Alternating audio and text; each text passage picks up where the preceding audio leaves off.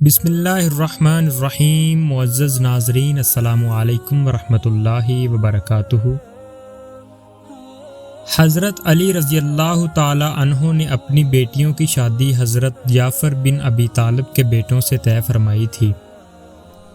حضرت عمر رضی اللہ تعالی عنہ کی حضرت علی رضی اللہ تعالی عنہ سے ملاقات ہوئی تو حضرت عمر نے فرمایا، اے ابو الحسن، اپنی بیٹی ام کلثوم بنت فاطمہ کی شادی مجھ سے کر دو۔ حضرت علی رضی اللہ تعالی عنہ نے فرمایا، میں نے اس کو حضرت جعفر کے بیٹے کے لیے طے کر دیا ہے۔ تو حضرت عمر رضی اللہ تعالی عنہ نے فرمایا، اللہ کی قسم، زمین پر مجھ سے زیادہ کوئی اس کو اچھی طرح رکھنے والا نہیں۔ اے ابو الحسن، میرا اس سے نکاح کر دو۔ تو حضرت علی رضی اللہ تعالی عنہ نے عرض کیا کہ میں نے اس کا آپ سے نکاح کر دیا، اے امیر المؤمنین۔ حضرت عمر رضی اللہ تعالی عنہ حضور اکرم صلی اللہ علیہ وآلہ وسلم کی قبر اور ممبر کے درمیان بیٹھے اور مہاجرین و انصاری کے پاس اکٹھے ہو گئے۔ حضرت عمر رضی اللہ تعالی عنہ نے فرمایا، مجھے خوشخبری دو شادی کی۔ لوگوں نے پوچھا، کس کے ساتھ اے امیر المؤمنین؟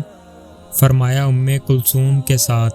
بے شک میں نے نبی کریم صلی اللہ علیہ وآلہ وسلم سے سنا ہے کہ فرماتے ہیں، ہر حسب و نسب یعنی کہ رشتہ داری قیامت کے روز ختم ہو جائے گی سوائے میرے حسب و نسب کے، اور مجھے صحبت رسول تو پہلے حاصل ہے، تو میں نے پسند کیا کہ مجھے آپ کے ساتھ نسب کا رشتہ بھی حاصل ہو جائے، کیونکہ یہ ام کلثوم حضرت محمد مصطفیٰ صلی اللہ علیہ وآلہ وسلم کی نواسی ہیں۔